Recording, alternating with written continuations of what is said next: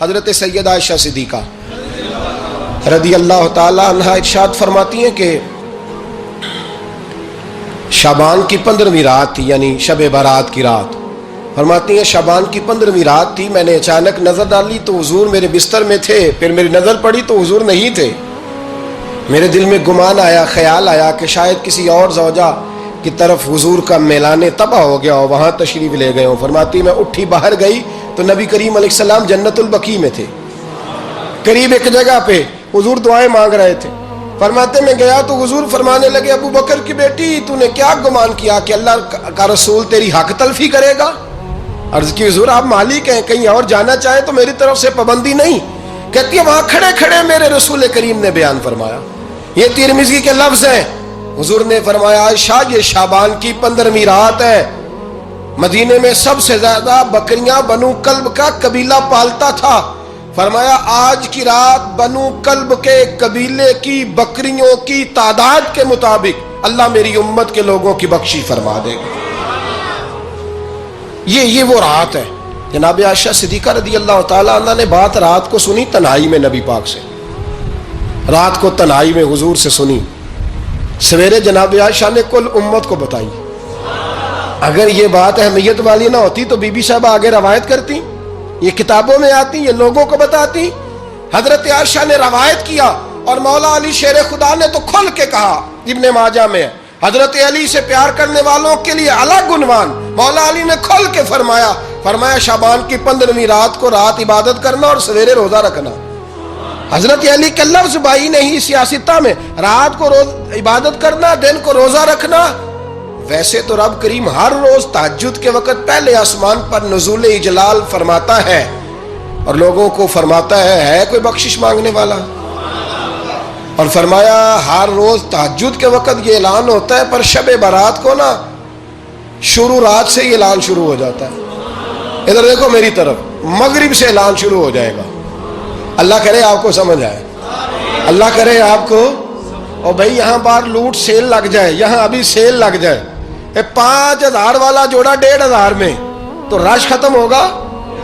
اور بھائی اگر یہ لگ جائے، چلو یہ تو دور کی بات ہے نا، ہم تو لنگر والے لوگ ہیں، اگر لنگر کا اعلان ہو جائے یہ بڑا تگڑا ہے، بڑا تگڑا۔ ہمارے ہاں تو شادی کی روٹی کھلتی ہے تو لوگ آخری روٹی سمجھ کے کھاتے ہیں، تو شاید اللہ ماشاءاللہ یہ آخری ہے، اس کے بعد نہ ملے گی۔ جب اعلان ہوتا ہے اور دعوت ہوتی ہے کہ کھلا ہے جی کھاؤ، کیا حشر ہوتا ہے، کیا انداز ہے۔ مولا علی شیر خدا حدیث روایت کرتے ہیں، رنگ کیا ہے؟ فرمایا باقی راتوں میں نا تھوڑا سا پیکج ہوتا ہے، تھوڑا سا، آخری حصے میں رات کے شب برات کو نا رات چڑھتے ہی اللہ پہلے آسمان پر جو اس کی شان کے لائق ہے نزول جلال فرماتا ہے، اور پہلا جملہ یہ فرماتا ہے کوئی معافی مانگنے والا؟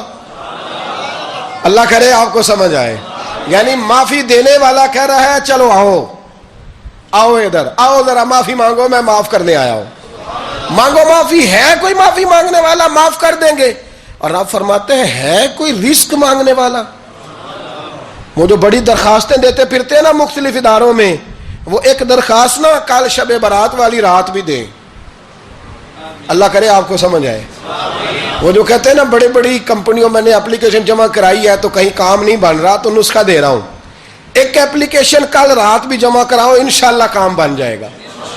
اور میں نہیں کہہ رہا، مولا علی شیر خدا فرما رہے ہیں، اور وہ خود نہیں فرما رہے، وہ نبی پاک کا فرمان نقل کر رہے ہیں، اور وہ رسول اللہ صلی اللہ علیہ وسلم کی بات نہیں بیان کر رہے، وہ کہتے ہیں رب فرماتا ہے کوئی روزی مانگنے والا؟ سارے سیٹھوں نوابوں جاگیرداروں کے پاس جا کے تھک گئے ہو، ایک دن میرے کہنے پر، ایک رات، ایک دیہڑی ذرا شب برات والی لگا کے تو دیکھو، پر شرط یہ ہے کہ یقین کامل ہو، ارادہ یہ، مطلب اللہ معاف کرے آپ نے ناراض نہیں ہونا، لیکن وہ ماحول اس طرح کا ہے کہ شب برات کو ایک دو ساتھی کو کہا رات کو عبادت کر کہتے جی وہ تو ٹھیک ہے پر سویرے چھٹی نہیں، کام کرنا ہے۔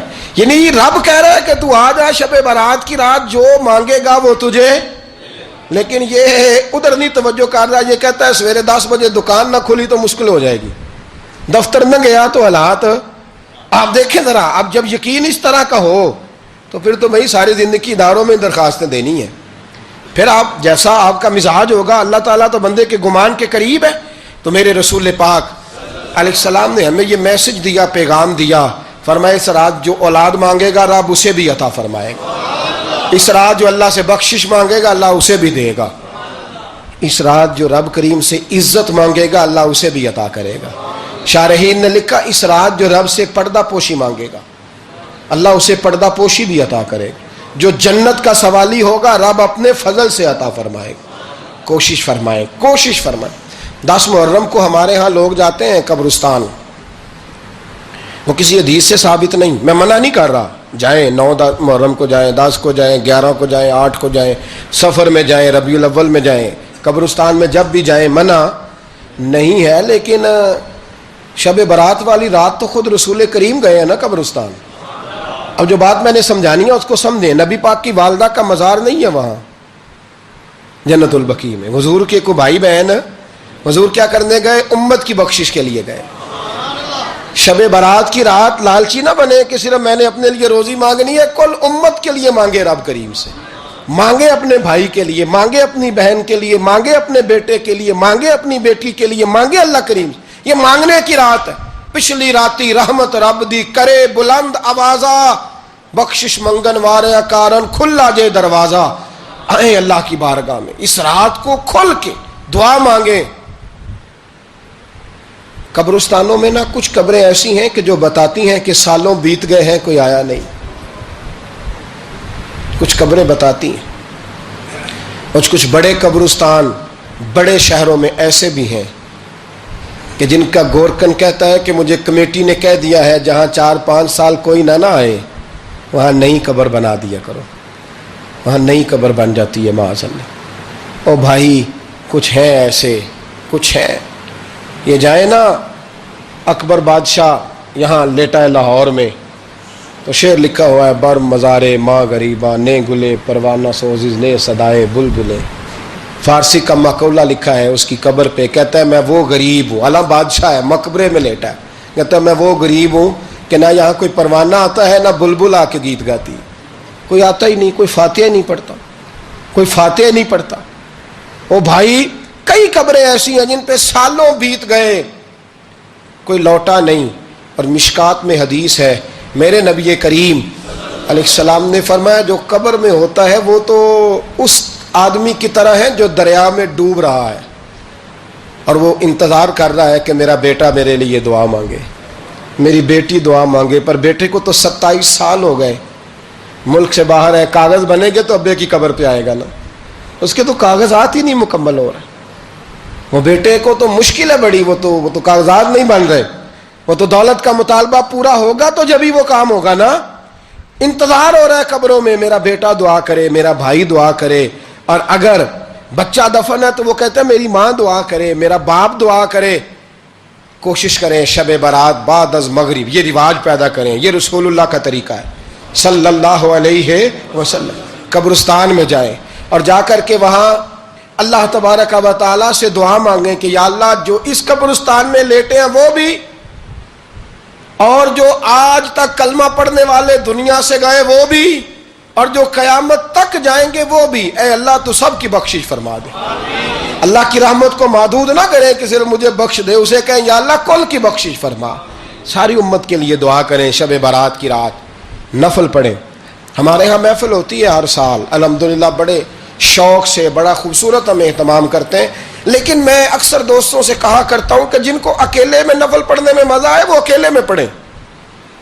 کتنی کھلی بات کر رہا ہوں، میں پابند نہیں کر رہا کہ آپ یہاں آئیں گے محفل میں آئیں گے ضروری ہے، بھئی آپ کو اکیلے میں مزہ آتا ہے نا، کچھ لوگ تنہائی میں ہو تو دل زیادہ لگتا ہے، وہ تنہائی میں کریں اللہ اللہ کوئی حرج نہیں، لیکن کچھ ایسے ہیں کہ نعت سنتے ہیں تو دل نرم ہوتا ہے، تقریر سنتے ہیں تو دل نرم ہوتا ہے، تو جن کا اس طرح نرم ہوتا ہے وہ مسجد میں آئے بات سنیں۔ کچھ کو سب کے بیچ بیٹھ کے رونا آتا ہے۔ حضرت سعدی شرازی فرمایا کرتے تھے کچھ لوگوں کے آنسو مجھے رلا جاتے ہیں، فرماتے ہیں کچھ کی آنکھیں دیکھ کے رو پڑتا ہوں، لہٰذا میں جب بھی ذکر کرتا ہوں محفلوں میں بیٹھ کے کرتا ہوں، تنہائیوں میں مجھ سے نہیں ہوتا، تو جس سے نہیں ہوتا وہ آئے نا، مسجد میں آئے، رات عبادت کریں، کل مغرب سے پہلے پہلے کام سمیٹ لیں سارے، اور مغرب کے بعد یہ رات شروع ہوگی، مغرب کے بعد ایک چھٹی کر لو اللہ رسول کے لیے، کر لیں گے انشاءاللہ تعالی ایک چھٹی، اور توبہ کی رات ہے، یہ توبہ کرنی ہے۔ توبہ کس کو کہتے ہیں؟ توبہ کا معنی ہے پچھلے گناہ پر پچھتانا، شرمسار ہونا، کہتے نہیں اے کاش میں نہ کرتا، اور وہ لفظوں میں نہیں، جملوں میں نہیں، توبہ رٹی رٹائی نہیں، شرمسار ہونا اور آئندہ گناہ نہ کرنے کا پکا ارادہ کرنا، اس کا نام توبہ ہے۔ دیکھیں اللہ تعالیٰ فضل کرے، میں نے پچھلے سال کہا تھا، پھر کہتا ہوں، مسجدوں سے نا شب برات کی رات، شب قدر کی رات چیخوں کی آوازیں آتی ہیں، لوگ اتنا روتے ہیں نا، رونا چاہیے، کم روتے ہیں، زیادہ رونا چاہیے، لیکن سوال یہ ہے کہ اتنا زیادہ لوگ شب برات کی رات روتے ہیں، کیا پھر سویرے بددیانتی ختم ہو جاتی ہے؟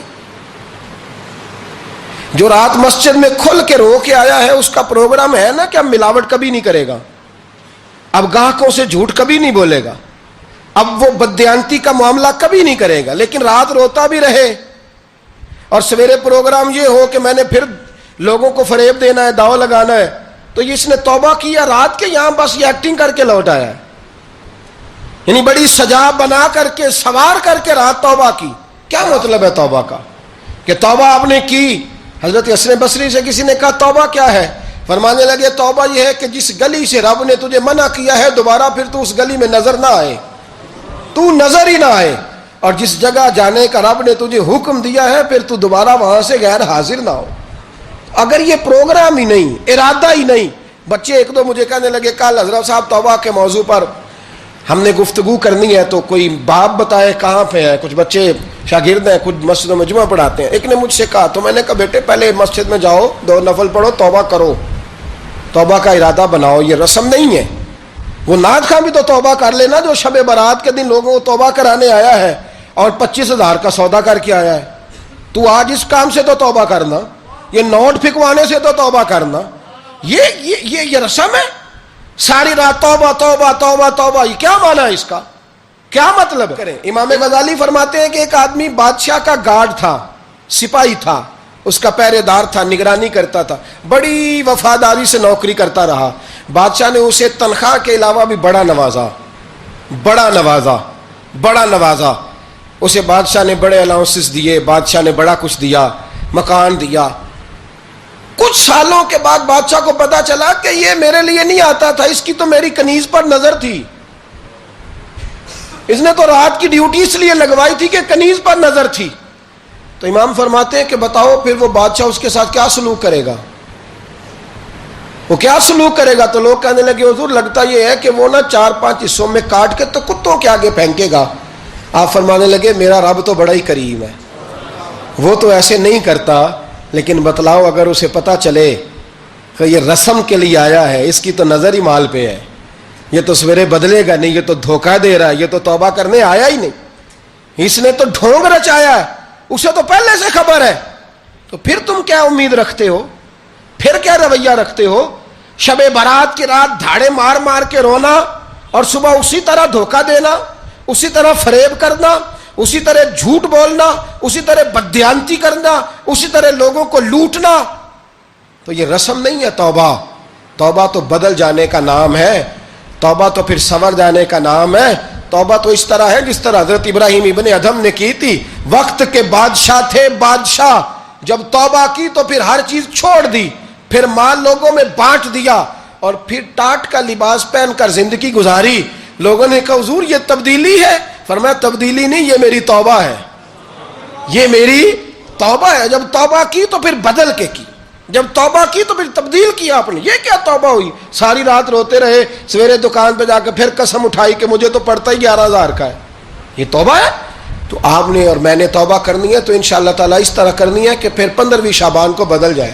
یہ جو موقع آتے ہیں نا شب برات کے، شب قدر کے، یہ بنیادی طور پر اللہ تعالیٰ کی طرف سے دی ہوا موقع ہوتا ہے کہ چلو تمہیں چانس دیتے ہیں، تمہیں چانس دیتے ہیں، پابندی کوئی نہیں، لیکن رب کی طرف سے نا موقع ملتا ہے، چلو تمہیں ایک موقع دیتے ہیں، چلو اپنے آپ کو کلیئر کر لو، تمہیں موقع دیتے ہیں۔ یا اللہ کیا کرے؟ کچھ بھی نہیں، آ کے نا سچے دل سے 2 رکعتیں پڑھ کے توبہ کرو، عرش کا مالک پچھلے سارے ہی معاف کر دے گا۔ کچھ بھی نہیں، آؤ موقع ہے۔ ان لوگوں کی باتوں پہ نہ جائیں جو بلا وجہ پریشان کرتے ہیں۔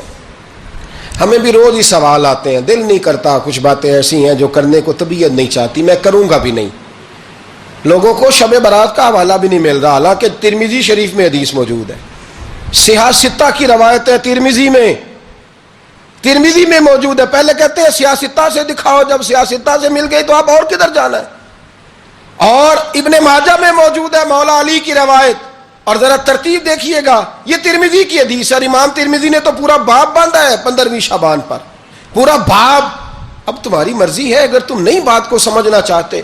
اور مجھے پتا کیوں یہ شب برات کیا لگتا ہے، مجھے کبھی کبھی یوں لگتا ہے کہ رب فرماتا ہے کہ رمضان سے 15 دن پہلے ہی پکی سچی توبہ کر لے، تیاری کر، پاک صاف ہو جا، تاکہ جب رمضان آئے نا تو پھر تجھے پاک ہونے کی ضرورت نہ پڑے، بس پھر تو آتا جائے اور میں تیرے اوپر رحمت نچھاور کرتا جاؤں۔ بس تو پہلے ہی تیاری کر، 15 دن پہلے ہی، 14 دن پہلے تیار ہو جا۔ کل رات اپنے آپ کو ذہنی طور پر تیار کریں، بچوں کو تیار کریں، گھروں کو تیار کریں۔